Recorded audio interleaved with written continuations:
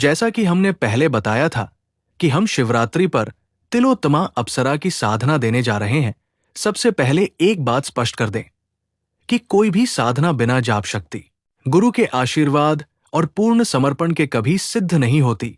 हमने पहले भी बहुत बार बताया है कि गुरु कैसे बनाएं, बेसिक तंत्र ज्ञान कैसे लें और साधना के लिए स्वयं को कैसे तैयार करें। यदि आपने वो सब सही तरीके से किया है तो ये साधना अवश्य सफल हो सकती है, इसलिए इसे केवल पूर्ण तैयारी और श्रद्धा के साथ ही करें। अब साधना की संपूर्ण विधि ध्यान से सुनिए। सबसे पहले रात्रि में लगभग 10 बजे स्नान करके शुद्ध हो जाएं और एक शांत, स्वच्छ तथा एकांत स्थान चुनें। आप अपने घर के किसी अलग कमरे में भी बैठ सकते हैं जहां कोई बाधा ना हो।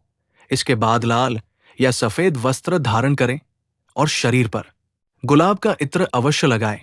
अब जमीन पर अपना आसन बिछाएं और उत्तर दिशा की ओर मुख करके बैठें। इसके बाद अपने सामने एक साफ सफेद वस्त्र बिछाकर तिलोत्तमा अप्सरा के लिए आसन स्थापित करें।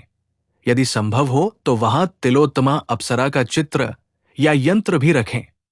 अब शुद्ध देसी घी का दीपक जलाएं और गुलाब की सुगंध वाली अगरबत्ती या धूप करे पूरे कमरे में गुलाब जल या गुलाब सुगंध वाला रूम फ्रेशनर छिड़क दें ताकि वातावरण सुगंधित और दिव्य बन जाए। इसके बाद अपने गुरुदेव, इष्ट देव, देवराज इंद्र और इंद्राणी का पंचोपचार पूजन करें और साथ ही तिलोत्तमा अप्सरा का भी पूजन करें। सभी को सफेद खीर या सफेद मिठाई का भोग अर्पित करें। अब सबसे पहले एक माला अपने गुरु मंत्र की करें। इसके बाद तिलोत्तमा अप्सरा के मंत्र का जाप प्रारंभ करें। मंत्र है ओम श्री तिलोत्तमे आगच्छ आगच्छ स्वाहा। इस मंत्र का 21 माला जाप प्रतिदिन स्फटिक माला से करें। साधना अवधि 11 दिन, 21 दिन या 41 दिन रखी जा सकती है। जितना अधिक जाप करेंगे उतनी ही अधिक संभावना मानी जाती है कि अप्सरा प्रकट हो। साधना किसी भी शुभ दिन से शुरू की जा सकती है, लेकिन शुक्रवार से प्रारंभ करना अधिक उत्तम माना जाता है। साधना के पूरे समय कम बोलें, कम खाएं, सात्विक भोजन लें, किसी भी प्रकार का नशा बिल्कुल न करें और पूर्ण ब्रह्मचर्य का पालन करें। कुछ ही दिनों में आपको अनुभव होने शुरू हो सकते हैं, जैसे कमरे में अचानक सुगंध फैलना, हल्की ठंडी हवा का अनुभव होना, किसी अदृश्य उपस्थिति का आभास होना या पायल की मधुर ध्वनि सुनाई देना। इन संकेतों से भयभीत न हो, इन्हें साधना की प्रकृति माना जाता है।